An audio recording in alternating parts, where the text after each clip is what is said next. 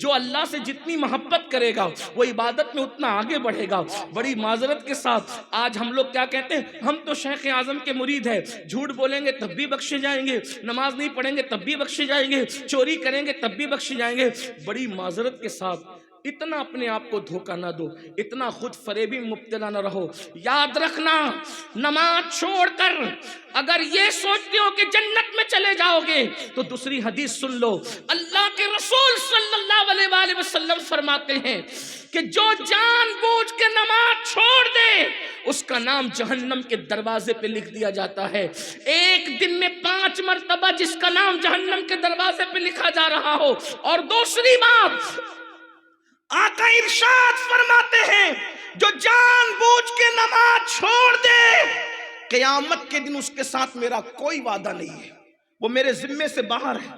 آپ سے پوچھتا ہوں، مجھے بتانا، سچ سچ بتانا، اگر تم اپنے باپ کے وفادار ہو تو تمہارا بابا جس سے ناراض ہے کیا تم اس سے راضی رہ سکتے ہو؟ ہرگز نہیں۔ اگر باپ کے وفادار ہو تو جس سے رسول اللہ ناراض ہو، فرمائے کہ جو نماز چھوڑ دے میں محمد اس سے بیزار ہوں، اس کے ساتھ قیامت کے دن میرا کوئی وعدہ نہیں۔ جس سے حضور ناراض رہیں گے اس سے امام حسین کیسے راضی ہو سکتے ہیں؟ اس سے غوث اعظم کیسے راضی ہو سکتے ہیں؟ اس سے مخدوم اشرف کیسے راضی ہو سکتے ہیں؟ اس سے وارث دیوبند کیسے راضی ہو سکتے ہیں؟ اس سے شیخ اعظم کیسے راضی ہو سکتے ہیں؟ یاد رکھنا، نماز نہ پڑھنے والوں، نماز نہ پڑھ کر اگر آپ اپنے پیر کے وفادار بننا چاہتے ہو تو ایک بات یاد رکھیے، جو اللہ کا وفادار نہیں ہے وہ کسی کا وفادار۔ ہم مرید سے پہلے اللہ کے بندے ہیں، ہم ہر ڈگری سے پہلے اللہ کے بندے۔ میں کہتا ہوں مسلمان بہت کچھ بن چکا، کاش کہ وہ اللہ کا بندہ پہلے بنتا۔ ایک بات آپ سے کہوں، اگر شیخ اعظم ٹوپی کسی کو دیں، رومال کسی کو دے، کرتا کسی کو دیں، کتنی جان سے سنبھال کے رکھنا بھی چاہیے، ہم نے بھی رکھا ہے اپنے بزرگوں کے تبرکات۔ پیر کے دیے ہوئے تحفے کی اتنی قدر کرتے ہو کہ کہتے ہیں قبر میں ساتھ لے جائیں گے، قبر میں ساتھ لے جائیں گے۔ ایسا ہی ہے نا، جب پیر کے دیے ہوئے تحفے کو قبر میں ساتھ لے جانا چاہتے ہو تو اللہ کے دیے ہوئے تحفے کی ناقدری کیوں کرتے ہو؟ یہ نماز تو اللہ کا دیا ہوا تحفہ ہے، اور کس کے ہاتھ سے دیا؟ دینے والی ذات کی بھی مثال نہیں اور لانے والی ذات کی بھی مثال نہیں۔ پھر ہم کیوں نمازیں چھوڑتے ہیں؟ میری بہنوں سے بھی کہتا ہوں، یاد رکھنا، جب تک مسلمان مسجدوں سے جڑا رہا اس وقت تک مسلمانوں کے یہ حالات نہیں تھے۔ جب تک مسلمان سجدہ کرتا رہا در در کا بھکاری نہیں تھا، جب تک مسلمان سجدہ کرتا رہا قسم پرسی کا شکار نہیں تھا۔ اس کی وجہ یہ ہے، اللہ اکبر، اللہ کے سچے رسول صلی اللہ علیہ وآلہ وسلم ارشاد فرماتے ہیں حضرت ابو ہریرہ سے، ابو ہریرہ بے نمازی کی صحبت میں بھی مت بیٹھا کرو، کیونکہ جہاں بے نمازی ہوتا ہے اس پر آسمان سے لعنت برستی ہے۔ اللہ کے رسول علیہ السلام نے فرمایا صحابہ سے، اے میرے صحابہ دعا کیا کرو، اللہ کسی کو بدبخت نہ کرے، کسی کو محروم نہ کرے، یہ دعا کیا کرو۔ صحابہ اکرام نے عرض کیا، یا رسول اللہ بدبخت کون ہے، محروم کون ہے؟ آقا ارشاد فرماتے ہیں جو نماز چھوڑ دے وہ بدبخت بھی ہے، وہ محروم بھی ہے۔ تو نماز چھوڑنے والا کبھی ولی نہیں ہو سکتا۔ یہ بھی کہتے ہیں کہ صرف نماز سے ولایت نہیں ملتی، لیکن بے نمازی اللہ کا ولی بھی نہیں ہو سکتا۔ سر درد ہے، نماز چھوڑ دی، یہ ہے نماز چھوڑ دی، وہ ہے نماز چھوڑ دی، نہیں، نماز کی پابندی کرو۔ نماز چھوڑ کر کیا ملنا ہے؟ تو عثمان غنی کی 2 صفات، سیدنا عثمان غنی کی 2 صفات، نمبر 1 دن کا سخی، رات کا عبادت گزار، اور 2 صفات مولا علی کی، مولا کائنات کی 2 صفات۔ نمبر 1 وہ علم والا ہوتا ہے، یعنی ولی جاہل نہیں ہوتا، ولی جاہل نہیں ہوتا، علم والا ہوتا ہے۔ لوگ کہتے ہیں یہ کیسے ہو سکتا ہے؟ میں نے کہا جب تو جاہل کو اپنی بیٹی نہیں دیتا تو اللہ کسی جاہل کو اپنی ولایت کیسے دے گا؟ جب تیرے گھر کسی کا رشتہ آتا ہے تو بولتا ہے کہ لڑکا کہاں تک پڑا ہوا ہے؟ بیٹی دینے سے پہلے تو ڈگری چیک کرتا ہے، تو اللہ ولایت دینے سے پہلے اس جاہل کو ولایت دے دے گا؟ ہاں، لیکن یہ ضرور ہے کہ ہر ولی مدرسے میں پڑھا ہو یا نہ پڑھا ہو لیکن علم والا ضرور ہوتا ہے. کیوں؟ جس کو ولی بناتے ہیں کبھی کبھی کتابوں سے عطا کر دیتے ہیں, کبھی کبھی کسی کی نگاہوں سے عطا کر دیتے ہیں, لیکن علم ضرور دیتے ہیں. بغیر علم والے کو ولایت نہیں. تو فرمایا غوث پاک نے 2 صفات اس میں مولا علی کی ہوتی ہے. نمبر 1 کیا کہ وہ ہوتا ہے علم والا. جیسے مولا کائنات کو اللہ نے علم دیا تھا, مولا علی تو باب مدینۃ العلم تھے. اللہ اکبر, کیسا علم اللہ نے ان کو دیا تھا. اگر اس پر گفتگو کی جائے تو وقت لگے, لیکن میرا عنوان آج وہ نہیں. اللہ اکبر. تو علم والا ہوتا ہے. نمبر 2 ولی بزدل نہیں ہوتا. غوث پاک فرماتے ہیں علم والا ہوتا ہے اور بہادر اور شجاع ہوتا ہے اللہ کا ولی. یعنی ولی بزدل نہیں ہوتا, ظالم بھی نہیں ہوتا اور بزدل بھی نہیں ہوتا. اس لیے کہ جو ظالم ہو وہ بھی ولی نہیں ہو سکتا اور جو بزدل ہو وہ بھی ولی نہیں ہو سکتا. تو اب بہادر ولی ہوتا ہے. تو بہادر کسے کہتے ہیں؟ بہادر کی تعریف حضور نے خود فرمائی. صحابہ سے پوچھا بتاؤ سب سے زیادہ بہادر کون ہے؟ تو صحابہ نے کہا یا رسول اللہ جو شخص جو ہے سب کو پچھاڑ دے اور اس کو کوئی نہ پچھاڑ سکے وہ سب سے بہادر ہے. فرمایا نہیں, سخت غصے کے وقت جو غصے کو پی جاتا ہے وہ سب سے زیادہ بہادر ہوا کرتا ہے. تو جو ولی ہوتا ہے وہ شجاع بھی ہوتا ہے, بہادر بھی ہوتا ہے. وہ حالات سے پلپلے پن کا کو اختیار نہیں کرتا, وہ حالات کے دھارے میں بہہ نہیں جاتا. آج دیکھ لیں ولایت کے ٹائٹل بھی ہے, بزدلی کا معاملہ بھی ہے. یاد رکھنا یہ نہیں کہہ رہا کہ معاذ اللہ مار دھاڑ کی بات کی جائے, لوگوں کو جھونکنے کی, یہ نہیں, لیکن کم سے کم اتنا دل گردہ تو ضرور ہونا چاہیے کہ ولی کو دیکھ کر کے پتا چلے جب یہ ایسا ہے تو کربلا میں امام حسین کیسے ہوں گے, ان کی شجاعت کیسی ہوگی. یعنی دنیا کچھ بھی بدتمیزی کرے, کچھ بھی کرے, وہ بزدلی کے ساتھ اپنے فیصلے کو نہیں بدلتا, وہ استقامت کا پہاڑ بن کر کے بہادری کے ساتھ ڈٹا رہتا ہے. اللہ اکبر. تو یہ 12 صفات جب کسی میں پیدا ہوتی ہے تب کہیں جا کر وہ ولایت کی منزل پر پہنچتا ہے. لیکن شیخ اعظم کو تو میں کس نام سے یاد کروں؟ بس اینڈ کرتے ہوئے عرض کروں آپ کے سامنے, شیخ اعظم کون ہے؟ جس وقت ولادت ہوئی ہے, ولادت اس وقت حضور اعلیٰ حضرت اشرفی میاں شیخ المشائخ انڈیا میں نہیں تھے بلکہ مدینہ منورہ میں تھے. جب آپ کی ولادت ہوئی, آپ کی ولادت حضور سیدی اشرفی میاں رحمت اللہ علیہ کی ظاہری حیات میں ہو گئی تھی. نام بھی آپ نے رکھا, حضور سیدی سرکار کلاں رحمت اللہ تعالی علیہ نے جو ہے وہ اطلاع دلوائی کہ جو ہے وہ آپ کے یہاں پوتا آیا ہے. نام تجویز کر دیا, میں نے بتا دیا آپ کے سامنے. اس کے بعد حضور اشرفی میاں جب کہ چوچا شریف تشریف لائے, اب حضور شیخ اعظم کو جاننے کے لیے کوئی لمبی چوڑی تقریر کرنے کی بجائے صرف یہ اشرفی میاں کون ہیں جن کے بارے میں امام اہل سنت کہیں اشرفی اے رخت آئینہ حسن خوباں, اے نظر کردہ وہ پروردے سہ محبوبہ.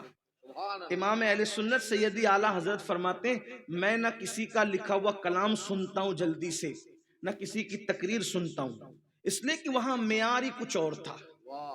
معیار کہتے ہیں میں کلام سنتا ہوں کسی کا لکھا ہوا, یا تو کافی مراد آبادی ہے یا تو اپنے بھائی مولانا حسن بریلوی ہے, باقی اور کسی کا کلام نہیں سنتا, کیونکہ لوگ کچھ کا کچھ کہتے ہیں کلام میں. معیار کیا ہے؟ آج بھی دیکھیں کیا معیار ہے, لکھنے والوں کا معیار کیا ہے؟ اس پہ پانی ڈال دو گرم, اس کو مار ڈالو, اس کو کاٹ دو, یہ کوئی نعت ہے؟ اندازہ فرمائیں کیا ہے نعت شریف. تو ایک ایسی چیز ہے کہ تلوار کی دھار پہ چلنے کے مترادف ہے. ادھر ہوا تو گیا, ادھر ہوا تو گیا, بڑھا دیا تو شان الوہیت کی طرف حملہ کرنے والا قرار دیا جائے گا, گھٹا دیا گستاخ رسول ہوگا. کتنی نازک ہے یہ زمین جسے نعت کی زمین کہتے ہیں. اندازہ فرمائے معیار ہی کیا ہے. لیکن حضور امام اہل سنت اعلیٰ حضرت امام احمد رضا خان محدث بریلوی رحمت اللہ علیہ فرمایا کرتے تھے نعت سنتا ہوں یا تو کافی کی یا محسن بریلوی کی. حضرت کافی کی نعتیں کیا ہے؟ تختہ دار پہ چڑھتے ہوئے لکھا تھا کوئی گل باقی رہے گا نہ چمن رہ جائے گا. اندازہ فرمائیں تختہ دار کو دیکھ کر جس کی ادبی صلاحیتوں کا یہ عالم ہو کہ اردو ادب اور عشق ایسا لگتا ہے جیسے ایک دوسرے کے گلے مل رہے ہوں, اور کہیں پر خوف اور ہراس نظر نہیں آتا. کیا عقیدے کی بات کرنے کہتے کوئی گل باقی رہے گا نہ چمن رہ جائے گا پر رسول اللہ کا دین حسن رہ جائے گا.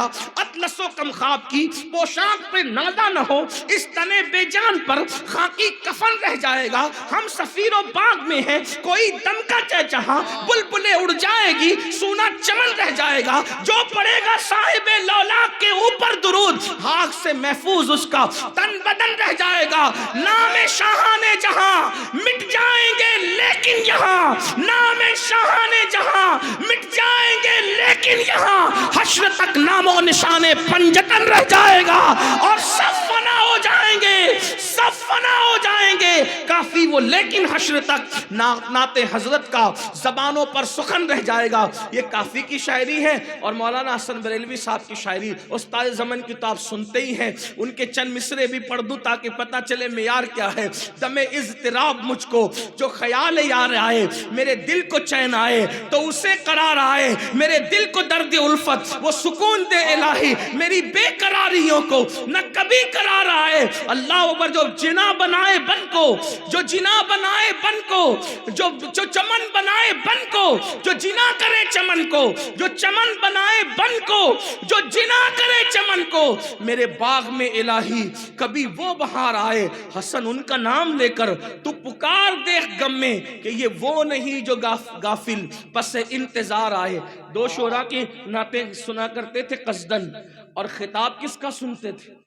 فرمایا جب خطاب کی بات آتی میں کسی کا خطاب نہیں سنتا سوائے میاں صاحب کے. اور میاں صاحب کون ہیں؟ انہی کو اشرفی میاں کہتے ہیں.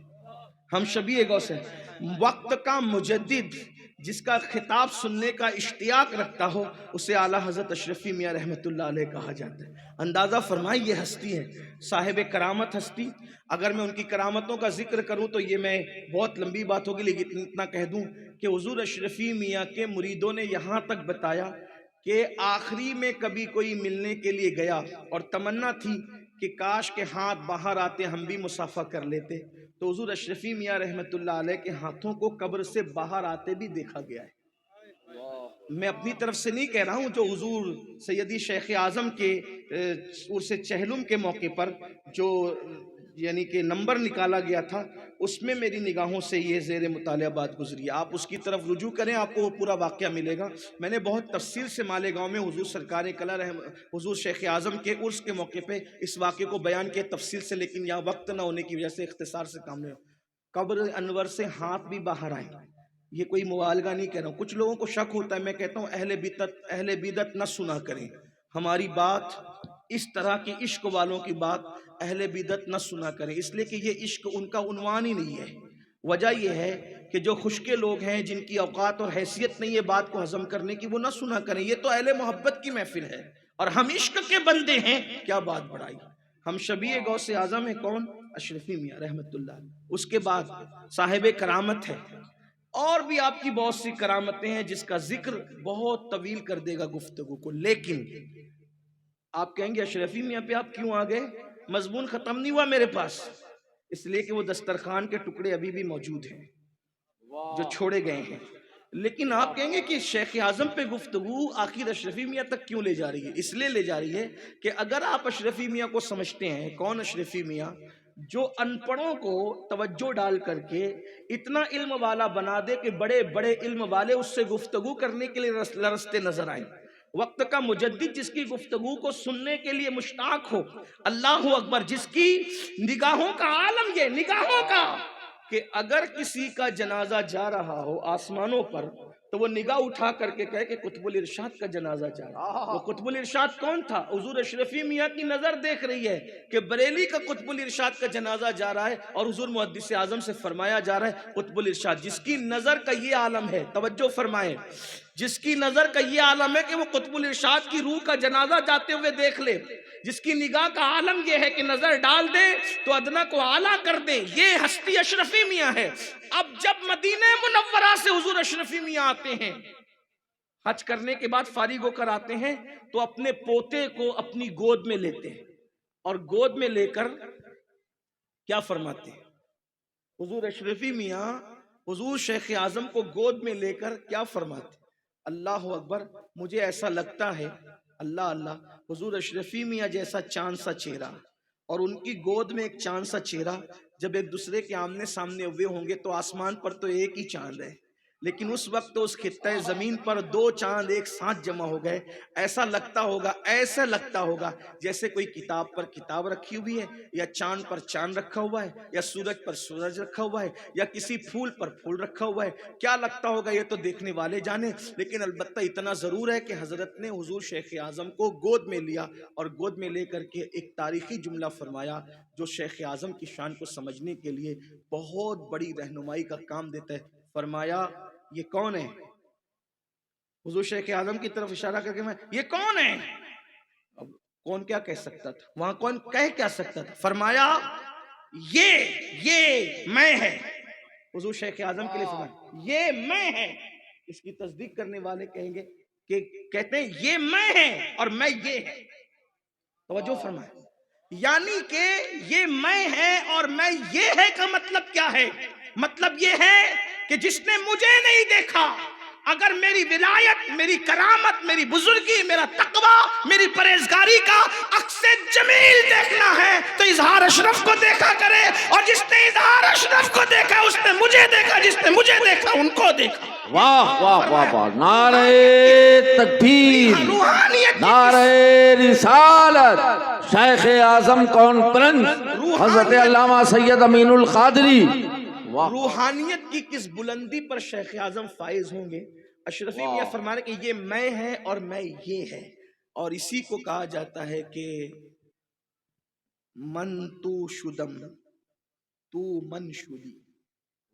من تو شدم، یہ حضرت خسرو کہہ رہے ہیں، من تو شدم تو من شدی، من تن شدم تو جان شدی، تاکس نہ گوید بعد ازاں تو دیگرم من دیگری. یہ فلسفے کو حضور شیخ اعظم کے حوالے سے سرکار اشرفی میاں رحمۃ اللہ علیہ نے بیان فرمایا. بزرگ تو ہمارے بہت بڑے ہیں، کاش ہمیں بڑا بننے کی ضرورت ہے. ان کے نقش قدم پہ چل کے ہم ان کی کرامتوں کو بیان کر کے نعرے تو لگاتے ہیں، لیکن ان کی استقامتوں کو اختیار کرنے کی کوشش نہیں کرتے.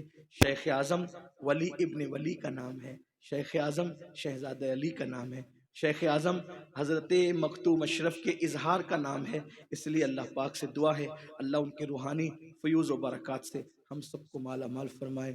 گفتگو کے درمیان اگر کوئی غلطی ہو اللہ تعالیٰ اپنے حبیب کے صدقہ تو فعل معاف فرمائے. یہ چند بے جوڑ سے الفاظ ہیں جو میں انہی کے شہزادے کے ذریعے سے ان کی بارگاہ میں بطور خراج پیش کرتا ہوں، اس امید پر کہ مجھ پر بھی نظر ہو جائے، میرے حال پر بھی نظر ہو، اور اللہ رب العزت ہم سب کو دین متین کی خدمت کی توفیق بخشے. وما علینا الا البلاغ. السلام علیکم ورحمۃ اللہ.